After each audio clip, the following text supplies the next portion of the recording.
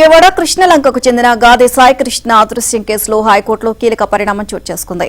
ఈ వ్యవహారంపై నిష్పక్షిక పారదర్శక దర్యాప్తు బాధ్యతలను కోర్టు పర్యవేక్షణలో సిబిఐ లేదా ఏదైనా స్వతంత్ర దర్యాప్తు సంస్థకు అప్పగించాలని కోరుతూ వేసిన అనుబంధ పిటిషన్ గురించి తనకు సమాచారం లేదని అతడి తల్లి గాదే విజయలక్ష్మి హైకోర్టుకు తెలియజేశారు.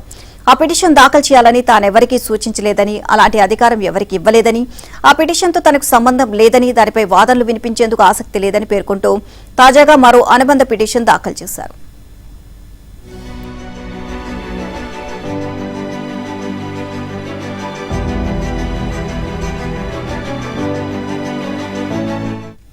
తన కుమారుణ్ణి కోర్టు ముందు హాజరుపరిచేలా పోలీసులను ఆదేశించాలని కోరుతూ వేసిన హెబియస్ కార్పస్ పిటిషన్లో తాను చేసిన అభ్యర్థన నిరర్థకంగా మారిందని, అనుబంధ పిటిషన్ను ఉపసంహరించుకునేందుకు అనుమతించాలని కోరారు. తన కుమారుడు సాయికృష్ణను కోర్టు ముందు హాజరుపరిచేలా ఆదేశాలు ఇవ్వాలని కోరుతూ విజయలక్ష్మి హైకోర్టులో గతంలోనే హెబియస్ కార్పస్ పిటిషన్ దాఖలు చేశారు. అలాగే సాయికృష్ణ అదృశ్యం వ్యవహారంపై కోర్టు పర్యవేక్షణలో సిబిఐ లేదా ఏదైనా స్వతంత్ర దర్యాప్తు సంస్థకు దర్యాప్తు బాధ్యతలు ఇవ్వాలని కోరుతూ అనుబంధ పిటిషన్ కూడా ఆమె తరపున దాఖలైన విషయం తెలిసిందే.